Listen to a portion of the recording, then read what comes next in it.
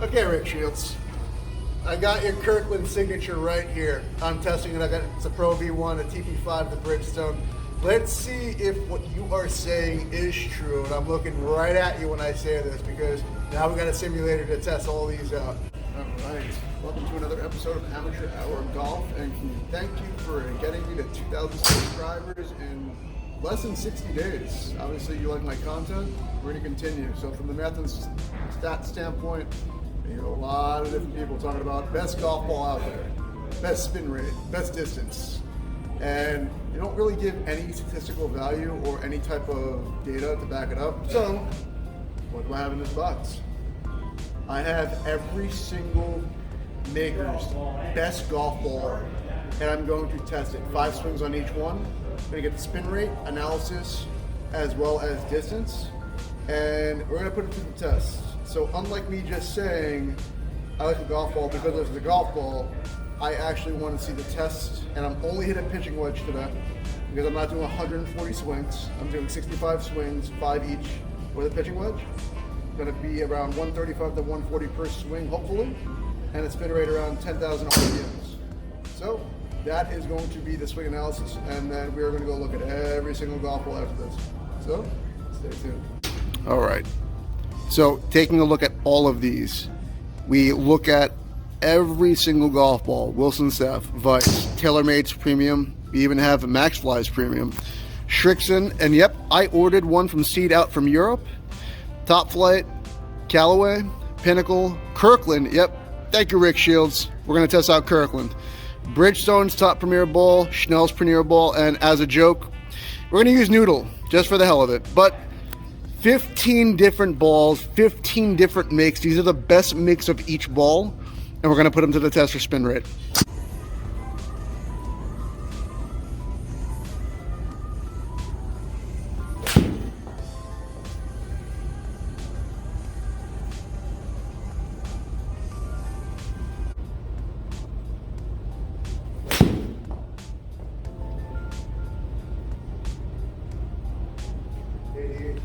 Pretty good. The ball we hit, supposedly the best one in golf. Titleist Pro V1.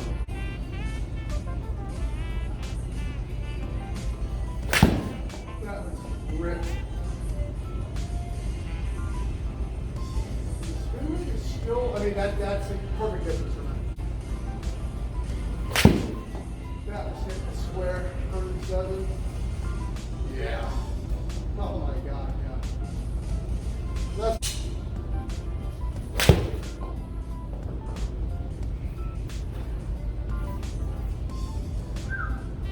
good. That's not good.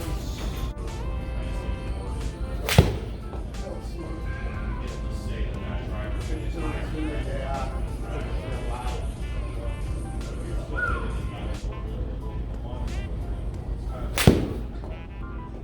Really well. Spin rate. Very good spin rate.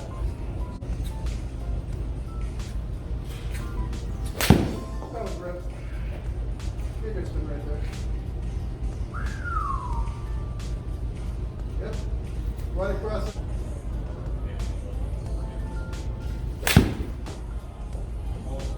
Ball speed is heavy on that one. That's a good shot.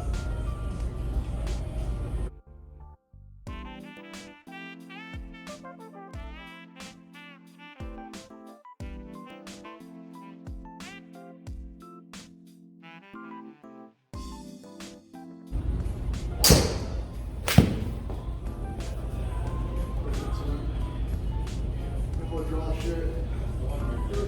We're noticing this.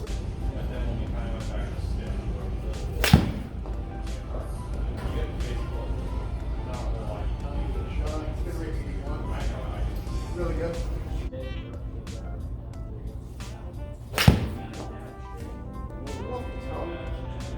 Yeah, a little on the right side.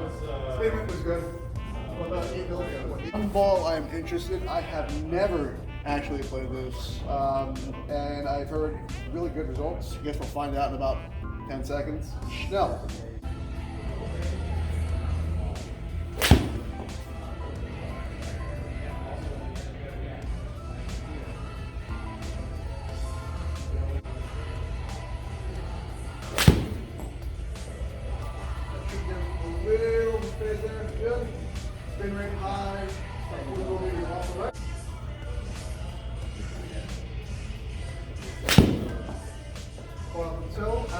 It should have a spin rate on it. Yep.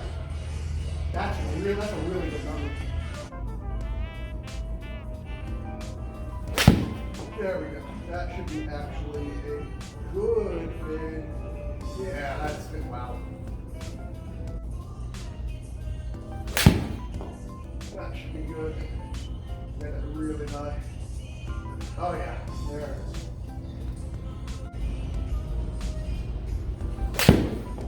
Right in center of the golf. That was a really good contact. There it is. Okay, Rick Shiels. I got your Kirkland signature right here. I'm testing it. It's a Pro V1, a TP5, the Bridgestone. Let's see if what you are saying is true. And I'm looking right at you when I say this because now we've got a simulator to test all these out.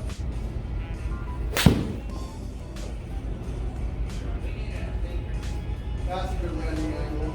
There it goes.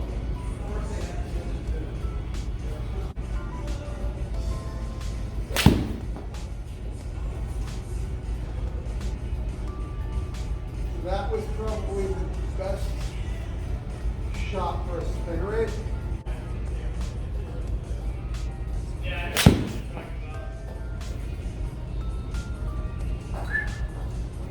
Fantastic spin rate. Wow.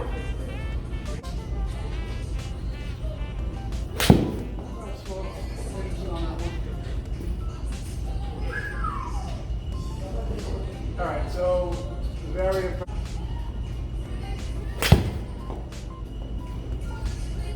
Pretty good there. Wow, 85-2. 85.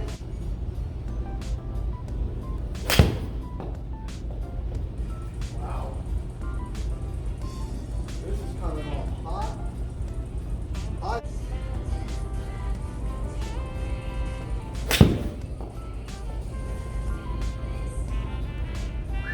It was good. Distance was not.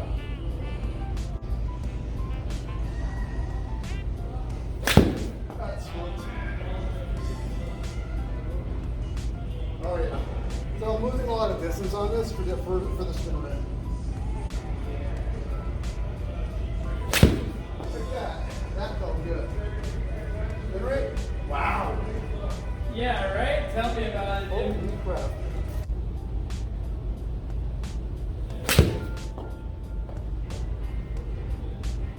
Oh, these spin rates are coming up. Look at that. A carry and a total height. That was smooth. Okay.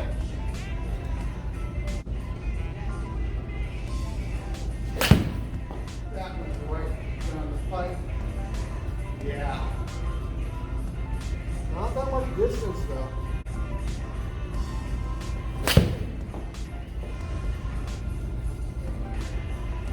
The spin rate's great. That's good distance. Good. All right, welcome back to another episode of Amateur Hour Golf with your host, Mike E.T. Just got back from the simulator. I hit 16 different brands of golf balls, and surprising, there's a lot of good in a lot of those balls. I think that all these balls, I'm going to go over each individual one with a baseline to go over what makes the most sense for each player, because I think all of them actually serve a purpose, which is really cool. And you're gonna, the numbers are not gonna lie here. And I'm just, for me, I'm always straightforward. I'm gonna tell you exactly how the numbers are basically singing and pretty much what would make sense in your bag from golf clubs. But in this case, golf balls, are you hitting the ball that makes the most sense for you? So without further ado, we're going to go right to the data, and we're going to make sense of this. And we're going to start off with our baseline numbers, because if you can't have data without baseline numbers. So let's do that. So right to start it off, and I'm going to go through this, through the data here. I made a club speed consistency of under 1, carry, a little over 1 for the TPX. But the really cool thing, the really cool dynamic about this is that everybody always puts the baseline as for the TPX and the Pro V1. They're always against each other. So I did the same thing because we're going to make a sense out of a lot of these golf balls. And the really cool thing is that when I hit these, I didn't have to do too much. They gave me pretty good baseline numbers immediately. So with the total carry for a TPX, 134.5, and the rollout was only 1.3 here, and look at the difference between these two balls. No wonder these are always being fought for as the best. 134.9 on carry, 135.8, exactly the same. Which, when I was actually looking at that, I was just like, that is pretty cool. Spin rate, I took a shot out here. I already know I didn't hit that well. But spin rate, I had 8120 for the TPX, and I had an 8365. Now, hitting a wedge, I'll be honest, it should be, 10,000. I don't hit very spinny shots. But I'm still going to make sense of these numbers because regardless, a wedge is still going, any type of data is still going to give you information. So we are going to use, since these are so similar in nature, these balls are basically the same, which is kind of funny. I'm just going to get rid of this, and we're going to use the Pro V1 as a baseline against every single golf ball to see how it measures up. And you're going to be able to make sense of all these golf balls that you may have not been able to do before. So we look at the Noodle. And I know we laugh at this, but the Noodle, comparatively to the baseline numbers here, it's about 6 yards shorter, which is fine. But I'm looking at that total, not a much rollout, because look at the rate of spin. So let's say, for example, you're a player that doesn't mind losing the yard. You hit the ball a country mile, and you're having a hard time holding the greens. You may want to, people laugh at the Noodle, but it serves its purpose. It's $20 for like 24 balls or 18 balls. They're very cheap balls, but it serves its purpose because I'm looking at this and I'm like, in reality, if you have a hard time holding greens and you need to get your spin rate up, and you want to get your bang for your buck, that's your ball. It'll definitely hold greens. Is it gonna carry as well as the Pro V1? No, the numbers don't lie here. Off a wedge, that's a solid 7-yard difference on carry. I don't really look at the total unless I'm looking at checkup spin, which we are going to be doing here because it's a wedge I'm hitting. But I usually hit my wedge probably around 135. This is exactly what I hit it. So we go on to the next ball. So again, if you're looking for a ball that holds greens, probably a good for a user Noodle. Next thing, topflite. You always used to hear this ball a long time. Same thing as the Noodle. Carries about 2-3 yards better than the Noodle. Spin rate just as high as the Noodle. Does it compare to the Pro V1? It's not too bad for what it's worth. It's about 4 yards shorter on carry, but it holds greens. It's probably going to hold greens slightly better due to the dimple patterns. But overall, for me, probably I'm not going to use this because I really take the distance into consideration. But again, I think this is just a better version of a Noodle. I don't need to say that, but this will probably help you hold greens a little better than supposedly a Pro V1, but you'll also lose distance. So again, take each ball for what it's worth. We go to the next. We go to the Pinnacle. The Pinnacle, I didn't see too much value in this, and here's the reason why. It carried 6 yards shorter than the Pro V1, and the spin rate was exactly the same as the Pro V1. The only thing I can see here would probably be price range to play. Pinnacles are pretty cheap. I didn't see any real value of gain here. If anything, this is just a lesser version of the Pro V1, so I'm not going to talk too much about it, but that's just my opinion on this. So we're just going to go directly into the next ball. The Maxfli Straight Fly. Now, I've tested this on the course. I have a video on it, and it held up pretty well. It was about 100 RPMs, a little stronger than the Pro V1. But I would compare this to the topflite. Topflite was very similar in nature with this. It's about same yardage and carry. Topflite spin rate is a little better. The one thing this brings to the game is that the dimple pattern on this ball is good for a beginner because you can't, I hate this ball because you can't manipulate the ball. If you try to manipulate it, it'll go out and then stop. Drawing and fading this ball, the reason why they call it the straight fly is because coming off, it tries to kill the spin of the ball. So again, for what it's worth, it's a great beginner ball. It will hold the greens. I played this. It does hold the greens. Distance-wise, a little shorter, a little shorter than the Pro V1s, but because of the way you can't manipulate it, I would have to pass on this. But for a beginner, I think it's definitely a ball you need to try out.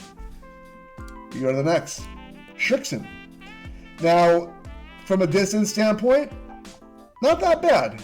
It did go about 3 yards less than the Pro V1. This is where it overall falters. The spin rate, I did everything I possibly could to get this ball to spin. It just did not want to.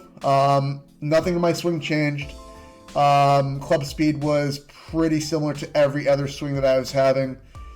I would like to test this with my driver to see if it's going to be, if I can hit lights out with it. But if I had to test the Srixon, I think I was playing the ZV. I think it was ZV. I don't see much value on this unless the price range. I don't know the price range of this ball, but for me, this would be a no-go. And it's not because it's a bad ball. It's because if I have a choice to go against, a top flight or anything like that, top flight just proved it's a 1 yard shorter, and I get about another 1,000 RPMs on it. So that's the reason why I don't see too much value in this ball. So I'm going to go to the next one, which is Kirkland, which goes to the Rick Shiels ball. Rick Shiels found this and said it's as good as a Pro V1. Now, is it? No, it's not. Sorry, Rick, I'm sorry. Anybody else making those videos that the Pro V1 is the next thing, greatest thing since sliced bread. It's not. Distance-wise, it can definitely play up. It's, it's about 2 yards shorter than, the Pro V1. Pro V1's at 135. The carry from the Kirkland's a 133. Pretty damn good. Where it falters is, again, I tried spinning the living daylights out of this ball. Nothing in my swing changed. Even at an angle of 52, 75.3, and I'm doing the math. Even if I were to get the angle up to a 53 and 54, I'm mathematically doing it. The best we'd probably do is around an 8,000, 8,100. So, do I see value in this? Yes, from a distance standpoint. I hit this ball with a driver and I was putting it out 300. But I'm not going to live up to the hype and say, oh my God, it's as good as the Pro V1. It is not. $1.25 per ball for Costco. Great value. What I will say is it's a great valued ball if you are hitting for distance.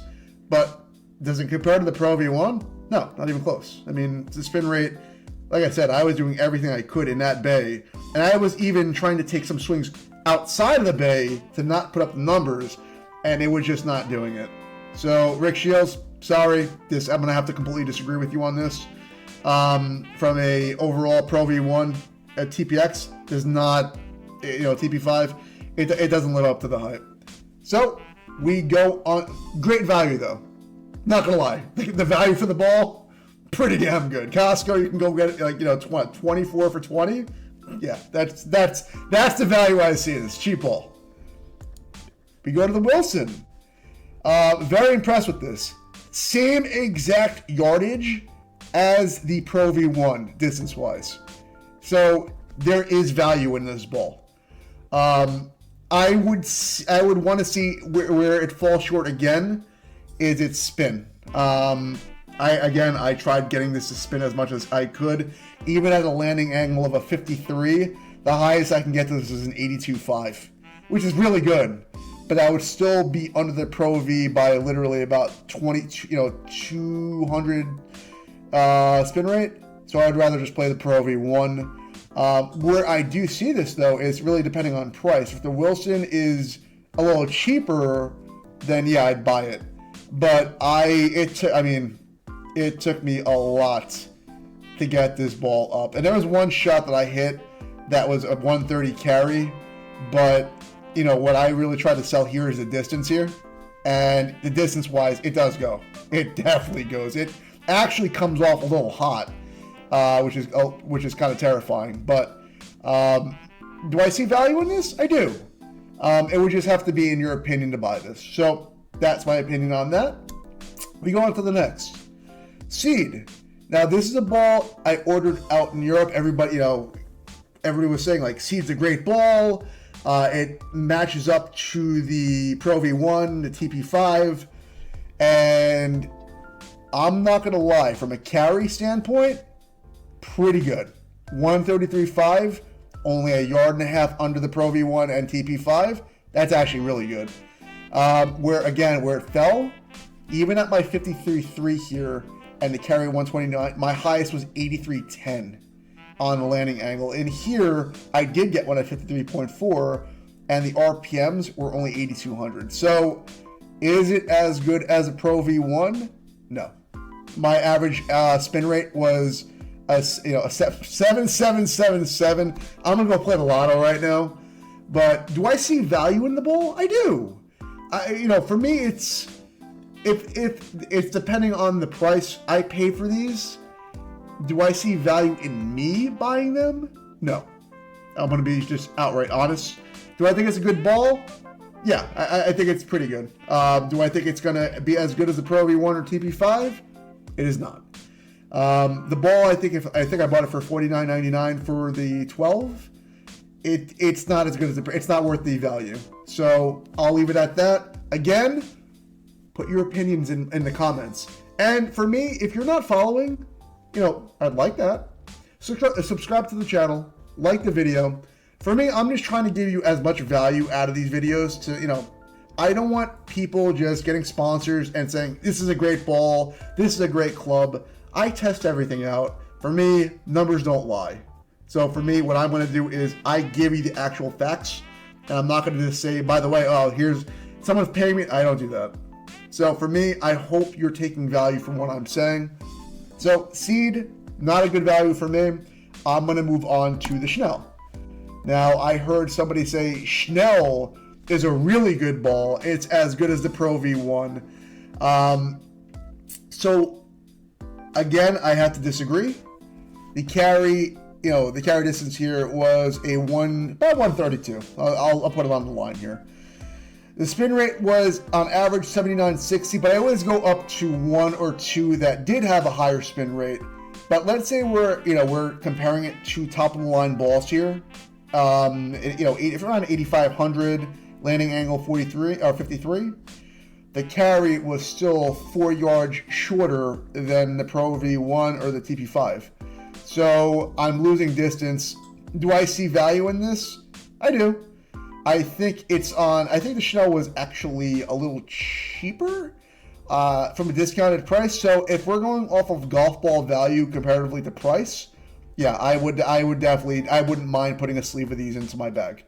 So that was, with whoever said the Snell was pretty good, I'm going to have to back them on that, but only because of discounted value.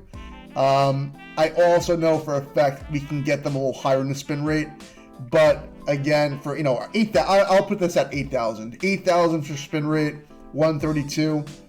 It's pretty good. It's just really depending on if I'm paying $50 for, 12. If I am, not worth the value. Now we go to the Callaway. Now, Callaway tested at 8,000, 132 carry. Is it as good as the Pro V1? Well, by the numbers, no. Do I think it has value?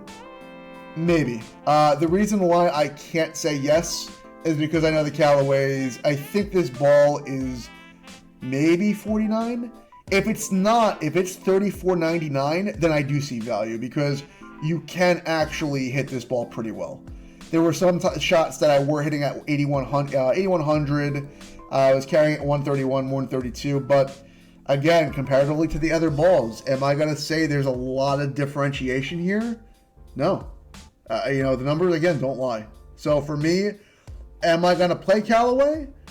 No, but I like the one thing I will say that Callaway does well are the 3 lines. I like the aesthetics for putting. So if I'm going for a ball for putting, this is probably my number one. I love the aesthetics of Callaway. For me, that's a big indicator for aligning my putts. That's the one thing Callaway does. But for striking, from a wedge standpoint, I didn't see much from here. For me, I was expecting a little better. But again, if you're playing it and you're having good feedback from it, give me your feedback. Again, I would love to hear it, but we're going to move on. We are going to go and pitching wedge. This is the Bridgestone. I mislabeled it. Mislabeled this. So the Bridgestone did not test out well. I know it is worth, $50 per pop. And it's funny because I was playing this ball. And when I'm hitting a driver, that thing goes. So for me, I was actually kind of shocked at what I was seeing from a spin rate, thing. But maybe I would like to test this because I'm looking at the landing angles. I could have maybe just not been hitting this ball, but it didn't seem that in the bay because, for me, the club speed was getting hit and I was good in getting decent smash factor. It's a ball that I would probably want to retest personally. So I'm not going to give any opinion on this ball because I've hit this ball off a driver face and that thing friggin' goes. And when I say it goes, I mean it goes 300 plus. So for right now, looking at this data, I'm not going to give an opinion. The reason being is that I have prior prior knowledge of using this ball.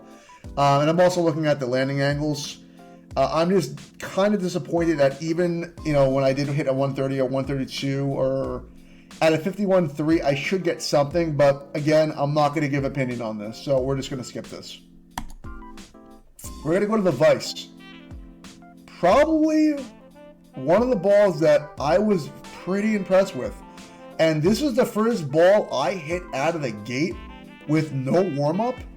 And when I'm getting 132 carry and I'm getting a good spin rate, 8800, 86, I look at more as this as the baseline. Do I see Vice being able to be a good buy here? Yes, because I know the price of the balls aren't. Some of them, I think this is a $34.99 or $30. If it is, yes, there is value in here because these were spinning really well.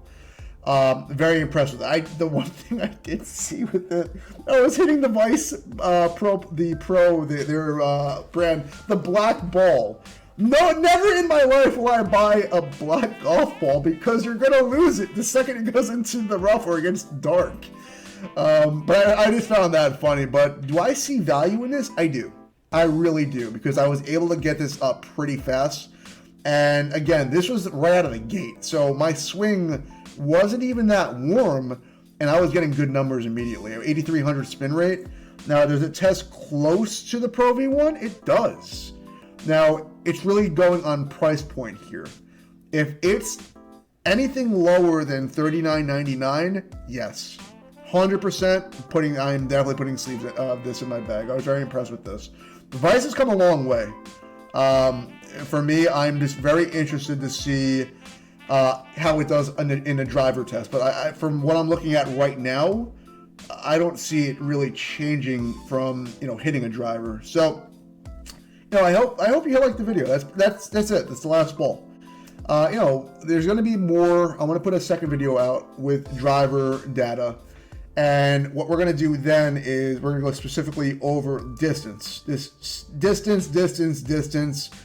And maybe launch angle on the driver. I like to do a few different things, hit fades, hit draws, just to make sure I'm really testing out driver. But from a wedge standpoint, for me, again, the Pro V1, I would have to say, for $50, I'm either paying for a Pro V1 or a TP5. They held, they're the GOAT for a reason. The numbers didn't lie.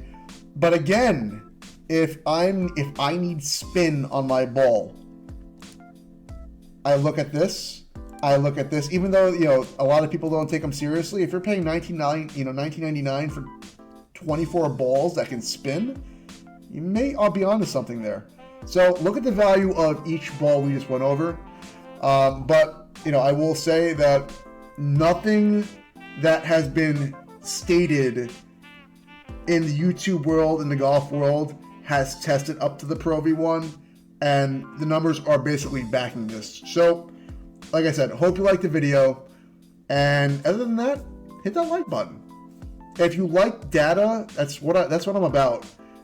Hit the subscribe button. I plan on doing a lot more, and when 2023 does come out, I plan on testing a lot of those clubs, and I will give you as much information as possible. But I really hope you liked the video, and then that's really it. Other than that, I hope everybody here has a great Thanksgiving next week, and then that's about it. Come back, and I'll have better videos ready for you. Have a good one.